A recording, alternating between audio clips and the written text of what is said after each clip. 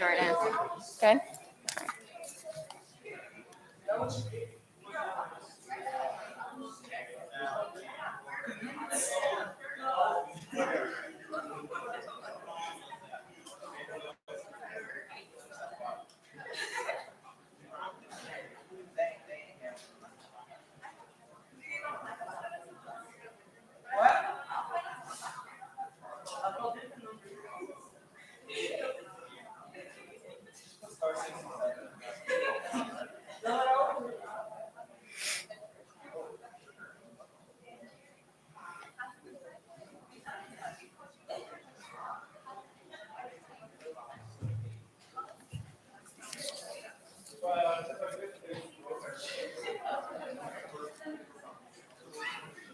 Good afternoon, everyone. If you can start making your way back into the PAC, please, if you're in the hallway.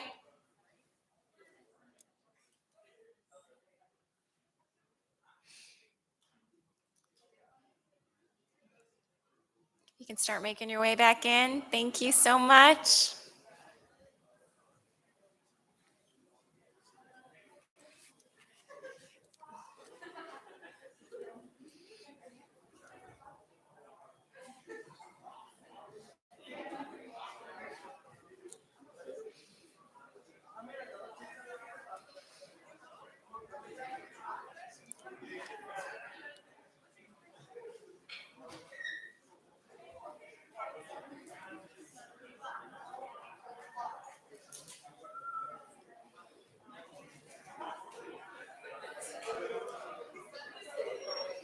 All right, we've just got a couple more seconds and we'll get started.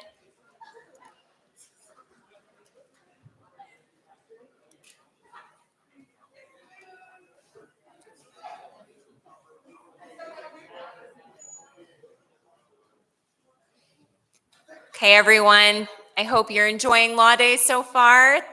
It's a little, yeah, good? Okay. The second part of Law Day is our keynote speaker, Attorney Jarrett Adams, who has generously donated his time being with us here today. We are so excited to host him here at South Suburban College. Attorney, author, activist, the list just goes on and on. But before he addresses you all, we will have Ms. Linda Bathgate and Ms. Linda Maddox give a little introduction. Both Ms. Maddox and Ms. Bathgate are current and former employees here at South Suburban College, and Jarrett had specifically requested that they come introduce him, and I think that just shows a testament to how important these women are to our South Suburban College family. And I would like to introduce, with that, I'd like to introduce Ms. Linda Bathgate and Ms. Linda Maddox. Thank you.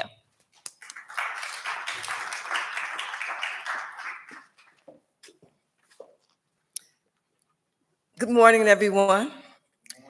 Good morning. My name is Linda Maddox, and like Jarrett Adams, I'm a proud graduate of South Suburban College. Also like Jarrett, I took the non-traditional route to college. I was a 40-something-year-old Dalton resident, working overnight at the Chicago post office, taking care of my family, feeling stuck, and praying for change.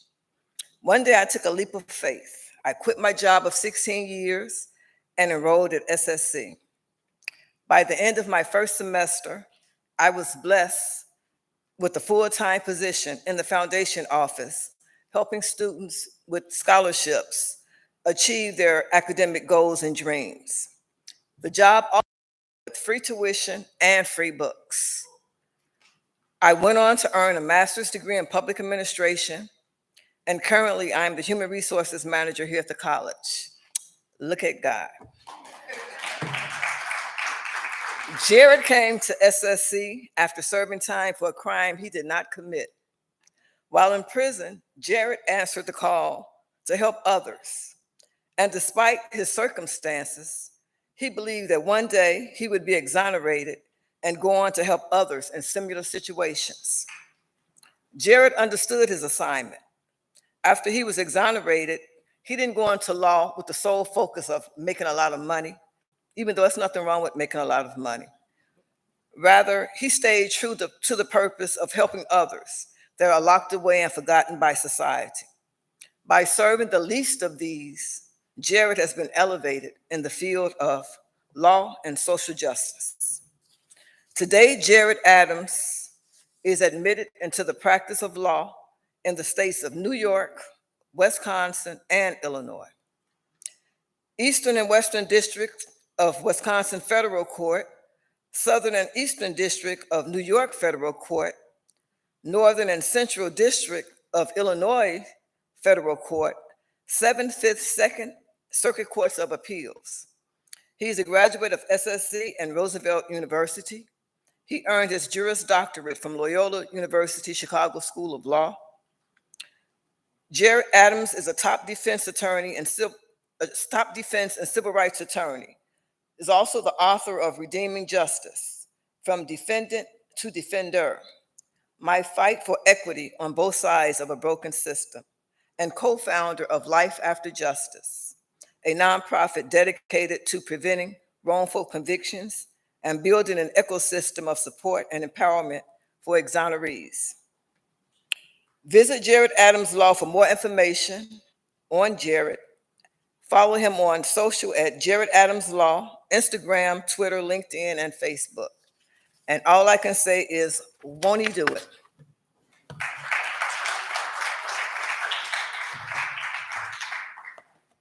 Thank you, Linda.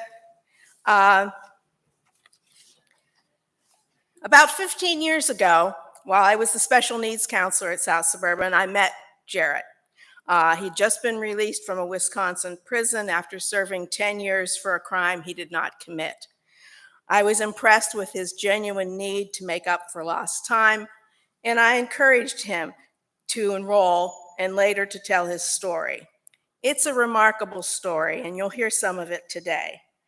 You all have a story too, and the people you meet here all have stories, and they have scars, and it's important to honor each other and realize that we can pay it forward in our future life.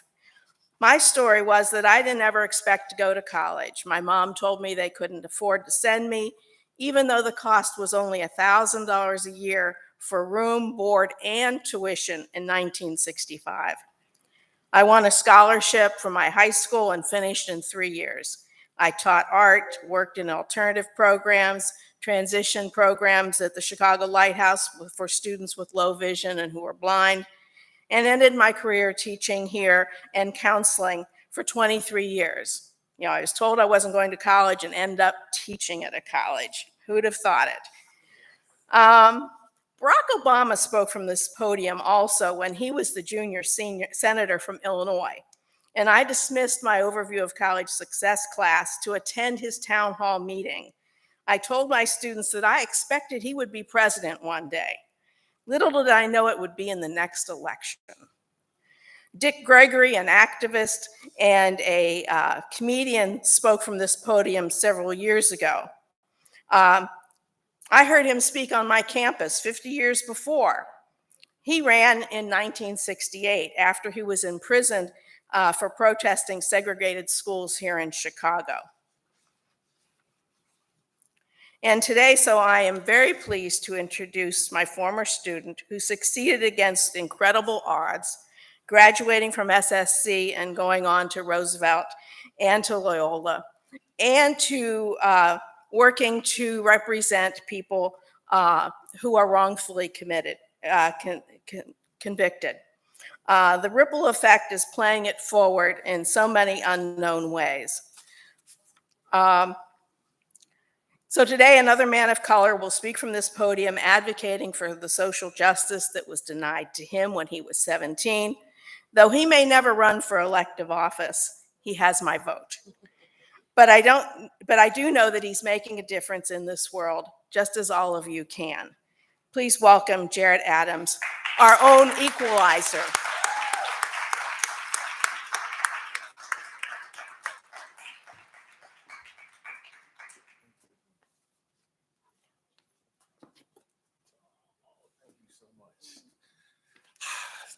Thank you, everyone, for being here today. I was walking around the campus for a little while and just reminiscing about how far I've come.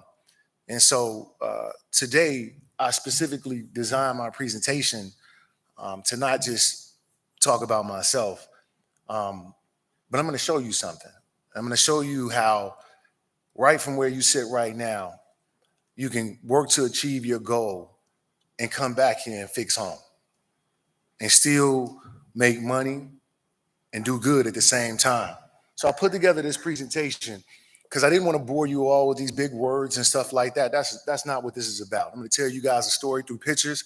And this first one, I don't know why they picked this mean looking picture of me, but hey, this is me now as an attorney. But this is me at 17 years old. Grew up on the south side of Chicago. My mom, my aunts, and my grandmother and grandfather, that's who raised me and kept me out of trouble. I actually attended Hillcrest High School is where I graduated from. You guys from Hillcrest? Look at y'all. Okay. When I was there, it was Mama Hawk. Who there? Who's the principal now? So this is me graduating, but it didn't take long for this picture to turn into this picture. I was 17 years old. Like I said, grew up on the south side of Chicago. I don't have a story of being in the streets and we gang banging and selling drugs and stuff like that. So that's what makes my story even more scarier, right? Had a grandmother. She was about 4'9", 5 foot with heels on, but she didn't play any games, right? So the police, the school, those were the people that were not coming to the door looking for you because she stressed to us ad nauseum that she brought my mother and my aunts and my uncles on her back from segregation in Mississippi.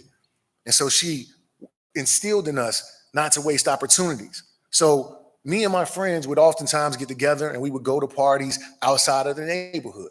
I'm not telling you guys anything any different, than what you see right now. It's unfortunate, but our neighborhoods, you don't have to be doing anything for something to find you. And so what me and my friends would do, we would jump in the car, go to different parties, different places. We ended up going to a party in Wisconsin. We were invited up to a room with a young white college student, and this young lady would later falsely accuse us of a rape because her roommate walked in to a room with us and she was embarrassed. That's what my case was about. It was about race. I go more into detail in the book because I thought that if I was innocent, that's all I needed. I had a rude awakening of what it's like to be a black man going through the criminal system in America. I ended up being assigned an attorney off of a panel list because my mother couldn't afford an attorney. So now I am facing 100 years in prison, 17 turning 18 years old. I can remember like it was yesterday. I just remember how helpless my mother looked. I remember her feeling like it was her fault because she couldn't afford me an attorney. And everyone knew that I needed an attorney because this was Wisconsin. This was a black kid accused by a white college student in front of an all-white jury. I never stood a chance. My experience with the law at that age was Law and Order. I mean, hell, I could recite the whole Tupac double CD back in 1998, but I didn't know one amendment to my constitutional rights that would have afforded me the knowledge to stop talking to the police and ask for a lawyer when this case first started up. What I did not know was that at the time that this false accusation was made, there was a statement that was given by another college student that completely undermined the allegations and supported our innocence. We never knew that. We were made to go to an unfair trial where I was convicted, not looked at, and sentenced to serve 28 years in prison. I had never been in any trouble or anything like that before, and here I was. And I can remember, just how much of an island this situation made myself and my family feel. because my mother was one of those big hat wearing, peppermint passing, front row of the church sitting, fanning with a Bible, Jesus, hear me. But when I got arrested, it hurt too bad for her to answer the questions of, how's Jarrett doing? Where is he at? She stopped going to church. She stopped going out, but she stopped wanting to answer the question, oh, well, he's in prison, but he didn't do it. No one hears you past that but. Because these stigmas and these historical depictions of who goes in and who comes out of prison have always usually been the menacing black man and the accusations, and we're made to believe that if someone walks past in a pair of handcuffs, they did something. And that is the life that me and my mother lived as I started the journey of trying to get out of this prison. I ended up going to one of the most violent prisons in the state of Wisconsin. I'm 18, turning 19 years old right now. I don't look in no way, shape, or form how I do right now. This is how I looked, where you can see the smallest uniform is hanging off of my body. This is how I was as an 18, turning 19-year-old in a super maximum prison in Wisconsin. But sometimes the devil will be so busy that he will forget that there's a God. And so I ain't never won a scratch out. I ain't never cleared nobody's casino out. I'm not here because of luck. I believe that I am here based off of the determination that was instilled in me and the praying mom and 2 aunts that I had. I ended up getting celled up with an older white guy. This white guy was in prison for almost 18 years by the time that I made it in the cell with him. And I remember being on the phone with my mom. I'm trying to explain to her what I don't even understand myself, because they couldn't understand how I was getting 28 years in prison based off nothing but an accusation. As I'm talking to my mother on the phone, my cellmate couldn't help but to overhear me, because we're in a room the size of a broom closet with 2 bunk beds and a toilet and a sink. And he said, look, I'm confused because I overheard your conversation. And I said, well, what are you confused about? He says, well, you're on the phone and you're talking about how innocent you are.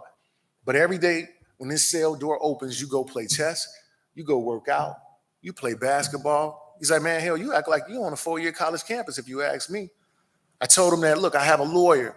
He's working on my case. He looked at me with a straight face. He said, you had a lawyer who was working on your trial, didn't you? And to that, I started to painstakingly from one case, Strickland versus Washington. I read this case 1,000,000 times until I was able to apply it to my circumstances. Much about what the justices were telling you guys earlier today. But I'm in prison, so this is extremely slow. So I'm reading as many cases as I can. And the scary thing about prison is this: time doesn't go slow. One Christmas turned into 3, to 4, to 5. And thankfully, before the 6th Christmas came, the Wisconsin Innocence Project came and they took my case. I wrote so many people while I was incarcerated that I had a blank letter with who it was addressed to and the date that it would be sent out. It was a general letter that I would send out every week to sometimes the same people. NAACP, ACLU, all your favorite abbreviations, Oprah. I tried to find Stedman address. I mean, I was looking for everybody, trying to write everyone, trying to get some help. And that is in large part why I am doing what I am doing today. Because when I needed that help, when I needed a voice, I didn't have that help, right? And so I thankfully was able to get the Wisconsin Innocence Project to take my case, and they argued it all the way up to the Federal Court of Appeals in the 7th Circuit, which is here down in Illinois. The 7th Circuit unanimously reversed my conviction because by this time we had found out that the police officer had withheld this statement that ultimately supported my innocence. During law day, you're going to hear a lot.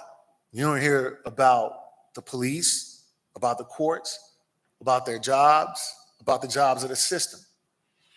But at the same time, don't let your eyes tell you what they see isn't real. we the only ones getting hammered by this justice system, right? Because what I saw inside of here scared me to death. Whenever people come and talk to me and they ask me about what was prison was like, I think they expect for me to tell them of some violent act of prison in prison that was just the most memorable thing. Nah, the most memorable thing was how many people in there looked just like me. How many times they would be released in the wintertime and you could hear them picking each other's team by the end of the summer because they back. That scared the living death out of me because I said to myself, I know how hellish it is in here. And I know that these men aren't purposely coming back here. So what is it within this system that's allowing this revolving door to keep happening? I started to take notes. And at the time that I was taking notes, looked up, conviction was reversed, record was expunged, but the damage that was done was not. I was broken when I came home. I was mad. I was mad as hell, to be honest with you. And I wanted my lick back, right? Y'all know what that is coming from the South Side. I wanted my lick back, right? But I understood this. Doing it with this wasn't going to work, right? Because, hell, you ain't even got to do this and you can die in that counter, right? I took this thing, right? And I used this. That was how I was going to get my lick back, right? I was going to beat them at their own game. But there was a process to this. And there was so much time that was lost. The little things were just huge. When in 1998, if you had a cell phone, it was about as long as your arm and the antenna was as long as your leg, okay? And if you had one that went in your car, it came with a briefcase and you looked like 007 carrying this thing around. So in 1998, when I'm incarcerated, everything came out in 1999 or the end of 1998. There was Google that came out. There was email, all of this. I had absolutely no experience with any of this when I came home.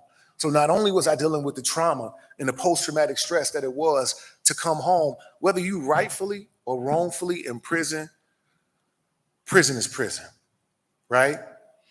I was never attacked or anything like that in there.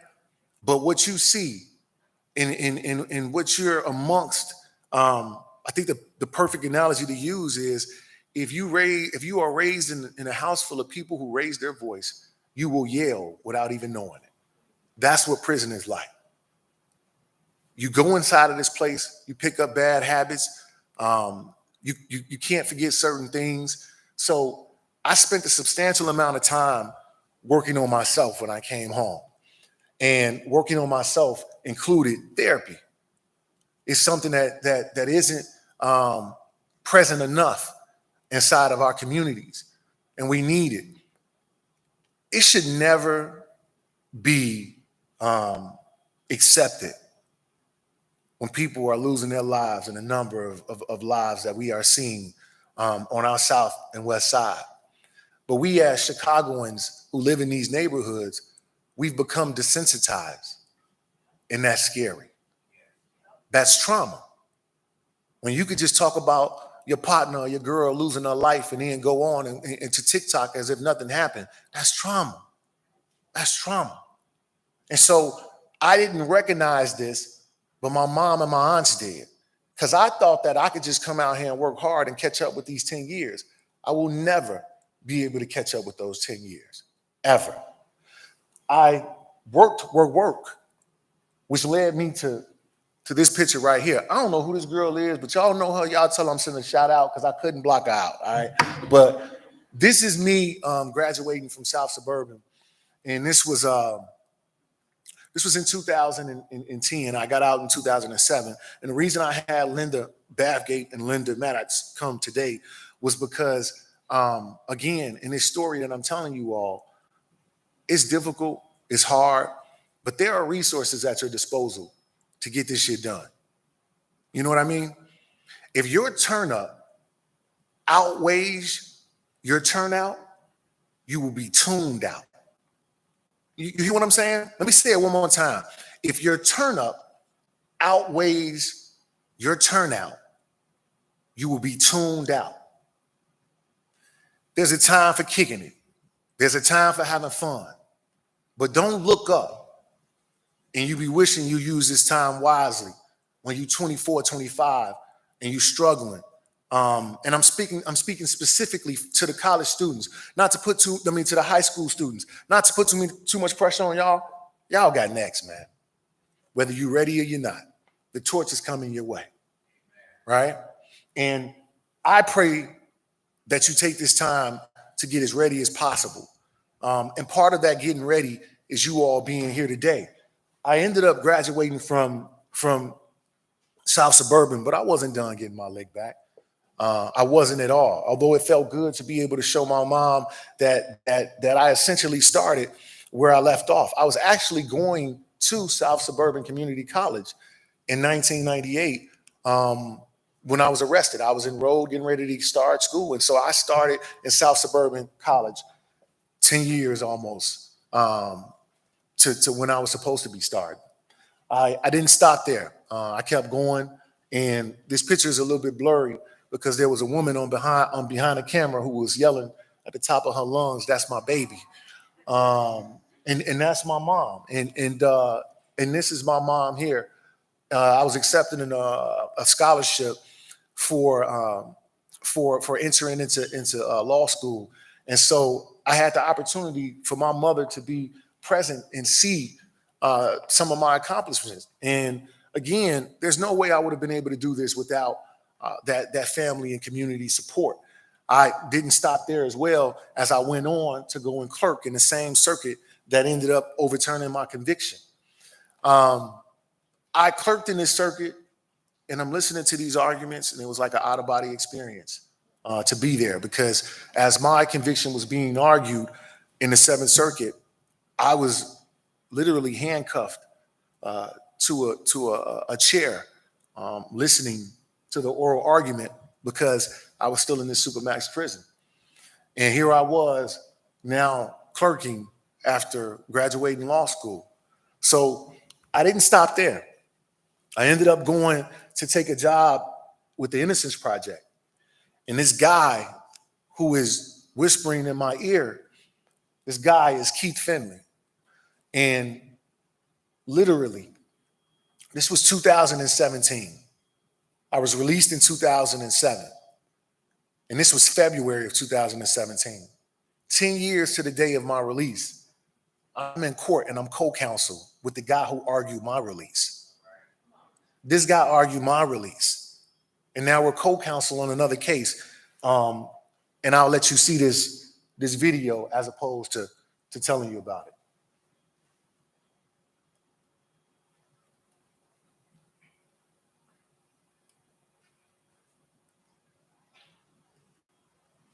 Or I'm gonna start singing, one or the other. Just don't come on.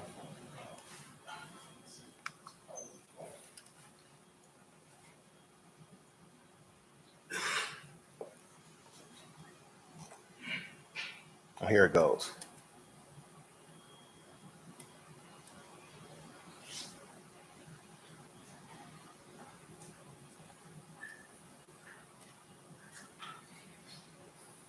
It's not working.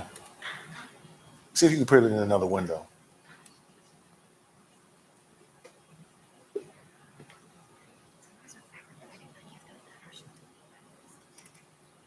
it back out of presentation mode.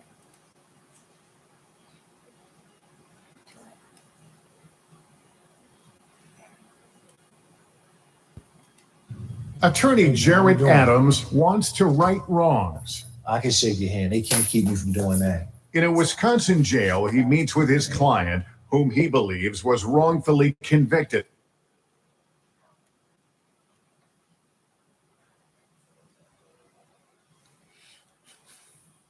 Attorney Jarrett Adams wants to right wrongs.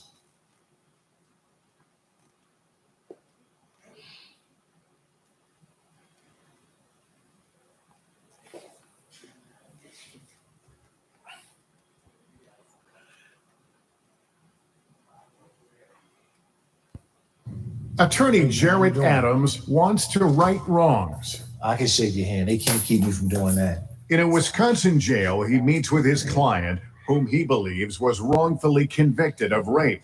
He hopes the judge will now free him after 30 years behind bars. We hope everything will go well and we're able to just see you walk out of here tomorrow.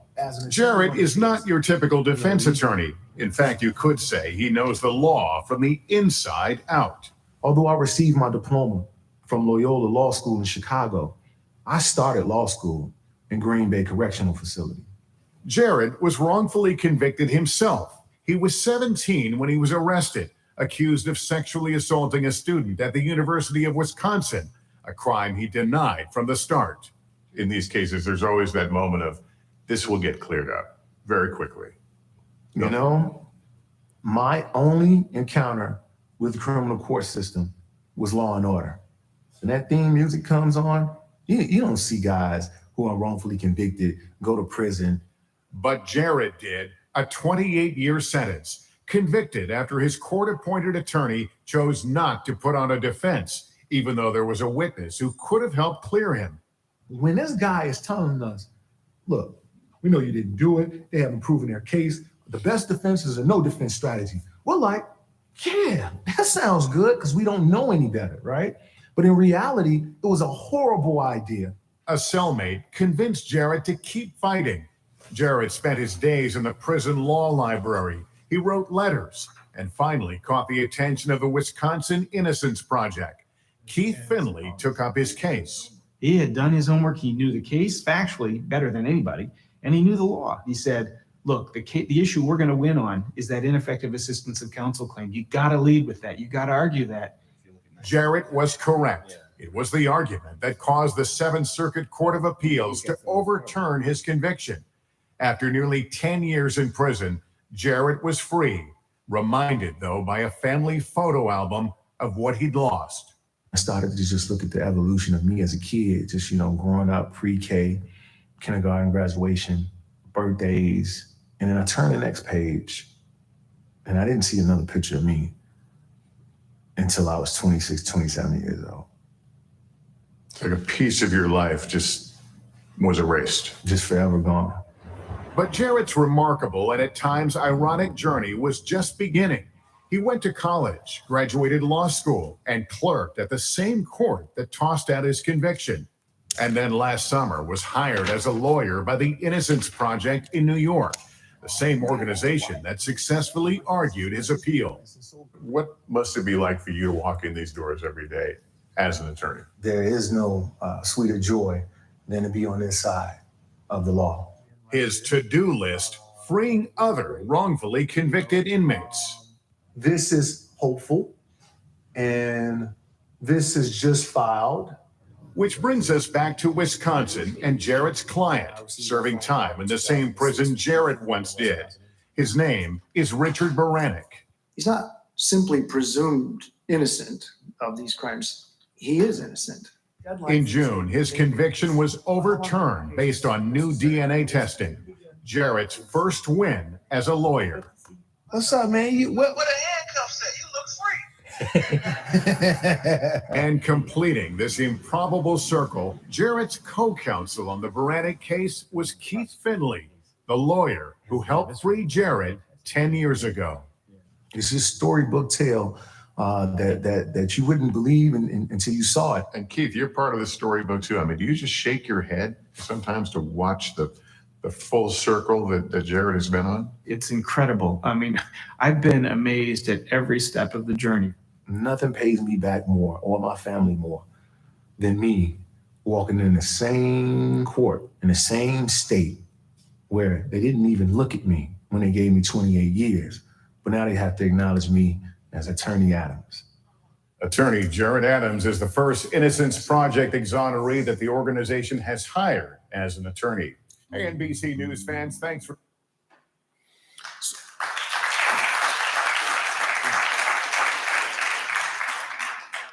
So I have a couple more slides that I wanted to go through, and then I'm gonna open it up for questions so you guys can interact with me and stuff like that. Ask me anything that you guys want. But leading up to those questions, I want to show you something. And this should, again, downright scare you to death. Look at these incarceration rates. And are you guys able to see it? You guys, those aren't typos. Those are countries. Countries. Illinois is a state. And look where we're ranked. And let's take a deeper dive. Y'all ready? Who y'all think make up that big population? Huh? These numbers ain't outdated. They ain't skewed facts. I ain't make them up. And they've been going on for years, right? So check them out. Let's look at these numbers. And I am arguing, and the evidence supports that it all correlates with education. Because education gives you opportunity. They know that too. I'm gonna tell you something I bet you guys didn't know. Everyone is familiar with federal student loans, right? Right? Did you know that if you're convicted of one single drug felony, you can't get federal student loans to go to college? Let me unpack that a little bit more for you. So there are rarely any opportunities inside of these communities. So then people do what? They tend to sell drugs, do other things, because they're just trying to get by, right? Because usually they don't have the education or the skill set in finding other employment. So now you're telling me that you're gonna arrest me, send me to jail and tell me drugs are bad. Don't sell drugs, go find a job. Oh, but by the way, we're not gonna give you federal student loan aid. So what does that create? It creates that revolving door we talked about, right? Where I'm seeing mainly Black and brown men come in and out. And it's increasingly Black women, Black girls to be exact, because when you're locking up all the Black male, there's Black women are next. That's usually how it works, right? So not dealing with these numbers, just look at them. If you don't have a high school diploma, it's projected that 68% of those without a high school diploma will more likely than not end up incarcerated. These numbers, and the reason why I picked these numbers is because look at the dates on them. You're talking about 1945, 1949, 1975, 1979. So let me get a show of hands of anybody who thought this got better. Because it didn't. It continues to trend like this. And so you look again, right? These are rates per 100,000. Just look at the numbers. It's scary. It is downright heartbreaking to know that, you literally have numbers out here projecting when men of color are likely to go to jail even before the age of driving and the age of knowing and understanding. These numbers are not wrong. Look at it. This is also a number that needs to be talked about, because when you have poverty, when you have violence, when you have undiagnosed post-traumatic stress, we have a lot of suicides in the Black community, and a lot of them are not even documented correctly. This is the community screaming out for help. That's what this is. And so how do we help? The only way we truly help is to diversify the legal field, diversity and equity. And how do we do that? We do it much in the same mode of what you guys are doing right now, by getting involved, right? This country is ran on parties. What's wrong with you all creating your own party, right? She might go on to become a doctor. He might come on to become a judge. And all of you all in this community, in this circle of helping, because that's what our counterparts do. That's what they do. The judiciary, attorneys, mental health. Those are some of the keys to fixing our neighborhoods. And the cavalry ain't coming. Literally, we have to do it. And it's part of the reason why I am doing what I'm doing today, because I just know what it feels like to scream at the top of your lungs and nobody hears you. I know what it's like. I want to tell you something else before I go. Not only do we need you, but there are opportunities. This is just one job that we are seeing in the legal field is almost becoming extinct. And I got news for you. Court reporters make a lot of money. I know, because I cut the checks out of my firm, okay? It is a profession that you all should pick up as a backup plan. And all you need to know how to do is type. And the way I seen some of y'all working that Twitter out there, man, I'm telling you, I know y'all can learn this profession, all right? Very simply put.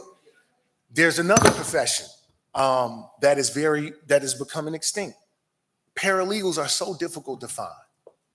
It is so difficult to find a paralegal with the proper skill set.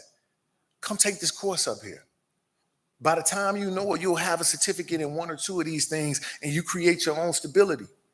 You create your own way of being your own boss. I don't know. I've never asked if any of my court reporters have felonies. All I care about is them making sure that they are accurately copying down every word that's being said on the deposition. I say that to say this. You will become your own boss having a career like this. And those are some of the creative ways that we have to think about how we help ourselves, because that cavalry ain't coming. I'm gonna end with this poem. I was speaking at this event. I think it was Duke Law School. And this lady came up to me. She was like, you know, when you talk and tell your story, you sound like the story of anybody, everybody, anybody. I immediately was like, man, how the hell do I get out of this conversation with this woman? She is nuts. But what I realized was when she sent me this, it made total sense what she was saying. So this is the story about 4 people, right? Name everybody, somebody, anybody, and nobody. There was an important job to be done, and everybody was sure that somebody would do it. Anybody could have done it, but nobody did it. Somebody got angry about that because it was everybody's job. Everybody thought anybody could do it, but nobody realized that everybody wouldn't do it. It ended up that everybody blamed somebody when nobody did what anybody could have done. That's a message to us in our community. Like, we got to pick up the pieces in our own community. You don't have this type of transformation on its own. And we got to figure out how to come from the South Side, get our degrees downtown, and not go live on the North Side, but come back and repair the South Side and the West Side. There are resources here. Use them. They are here because this turned into this as a result of this. So with that, I'll stop and I'll open it up for some questions. And this is how you can keep in contact. And just to let you guys know, the books out there are going for $100 a piece. I'm just joking. They're for free. So they're signed, so everybody can get a copy a piece, okay? Yeah, it's signed. Yeah. Everybody can get a copy. You guys have any questions? Thank you so much for sharing your story. I didn't have to Google you to get more information. Wisconsin Innocence Project. I have a question because Illinois recently, just last year, signed new legislation regarding persons under the age of 17 cannot question without consent. Right. You noted that you were questioning Wisconsin as a 17-year-old. Yeah. Has Wisconsin made any changes based on your circumstances? So I was actually questioned here in Illinois. So I wasn't questioned in Wisconsin. So and I go into more of this in the book. So we leave this party as if nothing happened. It was just an argument between 2 roommates, right? We left the party. This isn't a high-speed chase from Wisconsin to Illinois and all. So when I came home, I was working about a week I had a card in my door, and the card said robbery homicide and it had my name on it. So I called the Chicago police. I'm like, look, I know y'all got the wrong dude, right? And so they're like, yeah, we just need you to come down and take a picture because you've never been arrested so you can clear your name. And I took my dumb know-it-all self down there and was answering questions, thinking I could talk myself out of it, right? Or thinking how I was raised. And this is another key thing. For the most part, the Black community and its elders will raise its kids to say what? Respect your, do what the police, some of the worst advice ever, okay? All right? We need to educate ourselves. And this is not, I want to be clear. This is not saying that all officers are bad people or anything like that. With any profession, there are bad actors and there are good actors. The problem we have with the police is when the bad ones act bad, hell, everybody cover for them. That's the real issue that's going on and why it can't be fixed. So is there any other questions? But thank you for your question. I do know Terrell. Terrell is actually, so I created a nonprofit.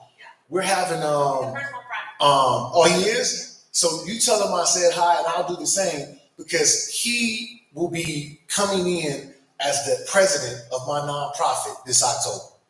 So he was another guy who was wrongfully convicted out here in the suburbs, spent years in prison, a false accusation of a rape he had nothing to do with. And they had the guy arrested. So thank you again for that question and thank you for coming.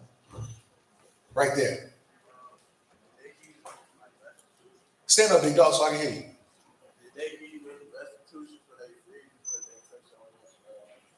Nothing. Again, I got nothing. So when the court overturned my conviction, they said that my attorney was basically ineffective. And so I would have had to sue him. When we went to go and sue him, we found out he was practicing without malpractice insurance. So I didn't, believe me, man, I was catching the short end of the stick so much when I got out, a whole lot. And there were several opportunities for me to do what I wasn't supposed to do, but I refused to do it. And I'm here now. It's called Life After Justice. Reach out to us. I mean, we do have some opportunities for internships and stuff like that, but only serious inquiries, all right? If you still turn it up, just go turn up and meet me when you're ready to turn down and get some work in, all right? It is based in Chicago, but we nationally do work across the country because the work is needed so much across the country. I think I saw some more hands. Oh yeah. After you were released, would you say there's anything that you would change after, like, with all the accident? Would you say now would there be anything you would change now that you're free and being where you are today? I mean, I can't say that I would be an attorney, right? Had I not went through that. But then again, hell, I don't know. You know what I mean? Like, I don't know, right? But I will say that it made me grow up. Made me grow up fast, you know?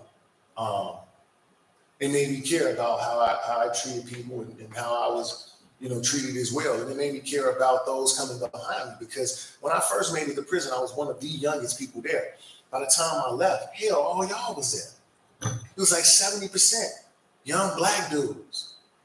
And it's not changing right now. He got to follow up. Go ahead. What's the follow up? What advice would you give to others that's currently going through things that you've been through? What would you say? How could you help others? So, well, it depends on if someone is incarcerated. I would encourage them to take the lead on studying their own case as well, right? And reaching out to folks in the same fashion that I was doing. There are different nonprofits around that are helping. For someone who's going through some criminal thing right now, reach out and keep reaching out. Reach out to me. I might not be able to represent you, but I might be able to point you in the direction of something like that. Reach out to people. My information is up here. So if you guys are going through some stuff and you just want a question answered, that's what I'm here for. I'm hoping to work with Becky to be able to really open up this pipeline from the south suburbs to Loyola's, to the Roosevelts. And I think you're already involved with Roosevelt, but the pipeline needs to be opened up because right now what's going on is you got everybody out here from the city, right?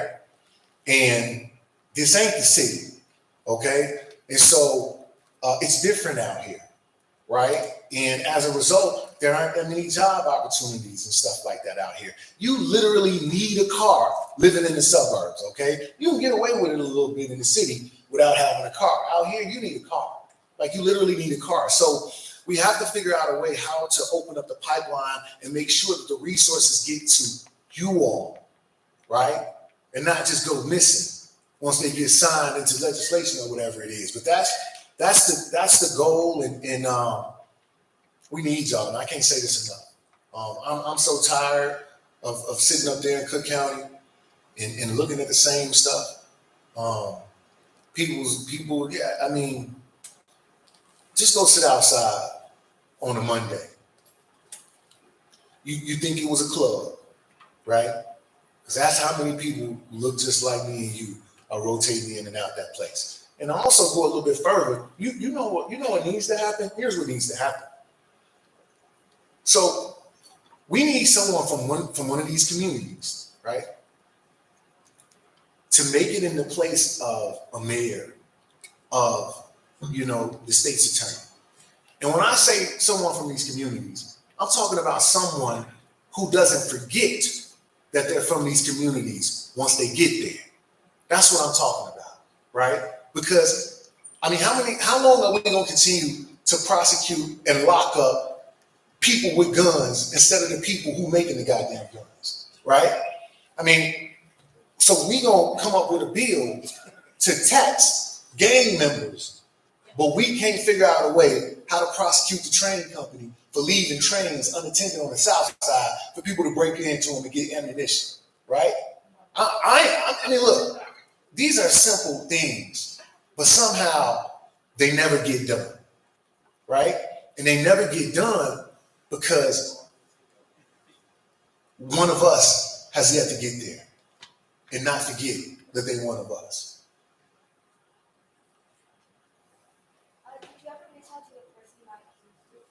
I did, actually. I did. No response. No response. So she asked me, did I reach out to the young lady who accused me? And I said I did. No response. But you should read the book because I deliberately and purposely, I have no anger or anything. We were all kids. If the adults would have been adults, I never would have been falsely accused and arrested the way, because they had the evidence from the very beginning. I've had to let that anger go and channel it somewhere else because it would have consumed and ate me up.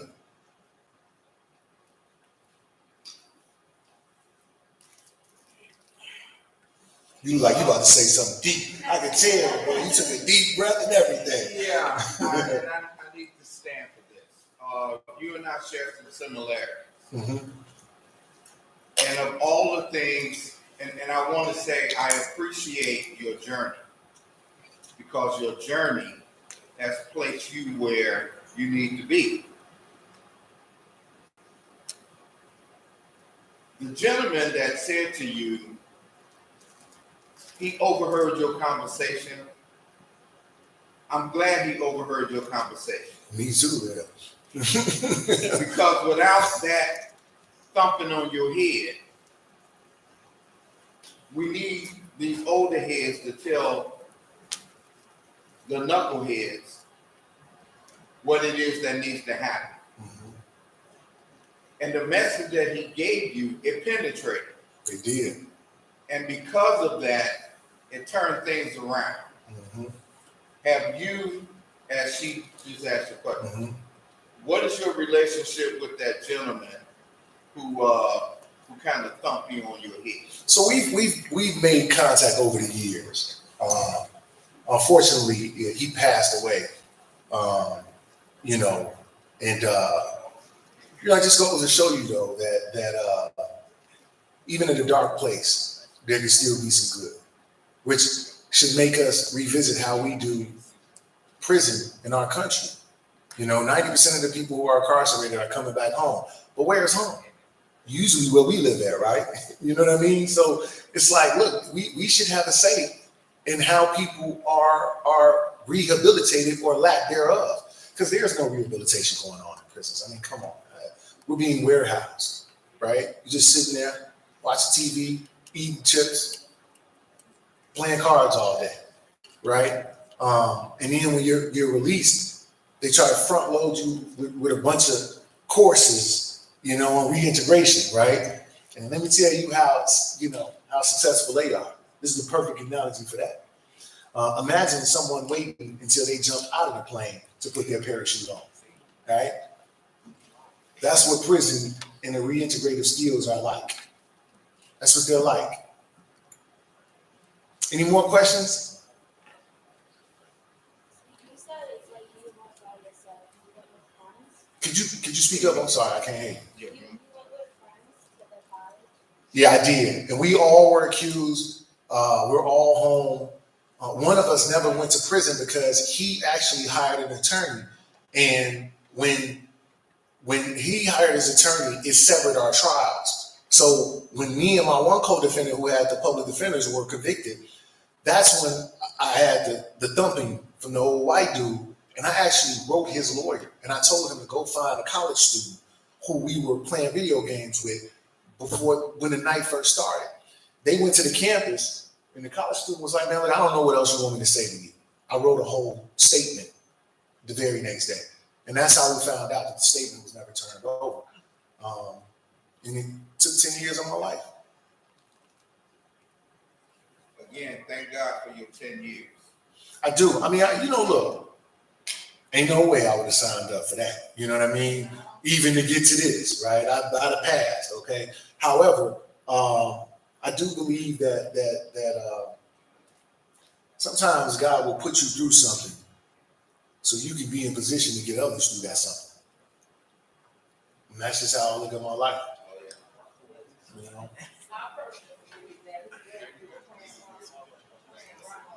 Mm-hmm. Yeah.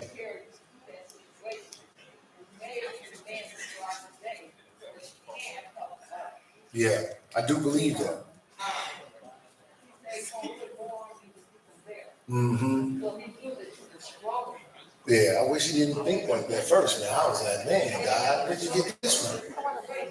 Yeah. No, you're right. Yeah. I thank you guys again for coming. Make sure you pick up a book. I think it's enough to cover everybody here, too.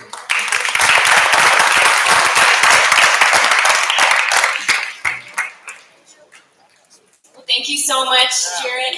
If you have just 1 second. All right, let's hear it for Jarrett Adams. Thank you so much. So if you come to South Suburban College in the fall, in CJS 101, our Introduction to Criminal Justice, Jarrett's book, Redeeming Justice, is going to be required reading. So it'll be fun, interesting, required reading. And we're so grateful. Jarrett donated all of the books out there and signed them generously. So thank you so much, Jarrett. South Suburban College is also going to be donating to Life After Justice as an honorarium. So thank you so much for being here. And here's a certificate of appreciation from South Suburban. Thank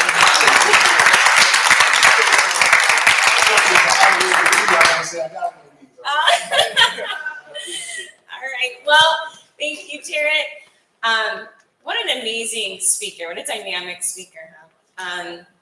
Well, next, we have a little more interaction. I'm going to introduce Professor Tom Darman, who is the supervisor of the Gangs and Homicide Unit at the State's Attorney's Office. He's going to be leading you with some state-renowned investigators and experts on the mock crime scene outside. So thank you, Tom. Welcome.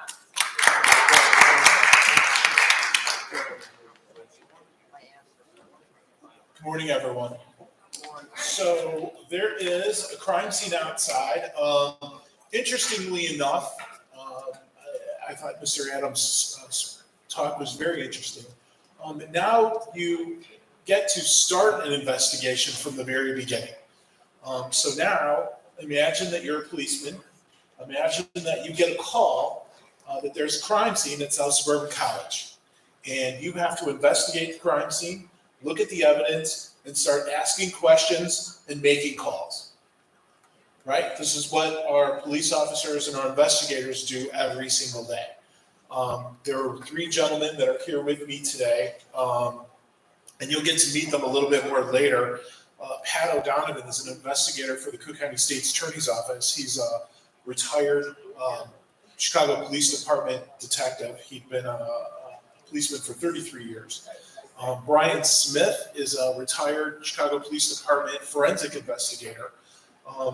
I've actually had the opportunity to put Brian on the witness stand many times. They don't come much smoother than Brian Smith. What a great guy he is. And our third gentleman is Investigator William Donnelly.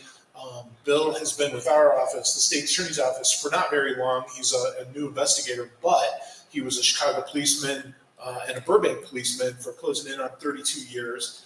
And so these guys are going to help you guys go through the crime scene. So when you go outside, there's going to be a questionnaire on the table. Pick up your questionnaire. In the little bags that you have, there's a pad, paper, and a pen. So when you go outside, you've got something to write on, and you can start making your observations on the pad of paper or on the piece of paper that we give you. And then we're going to come back in here, and we're going to talk about the things that you observed outside and the questions that you would ask to start your investigation. All right? So go on outside, see Bill and Pat and Brian, and we'll see you in a few minutes.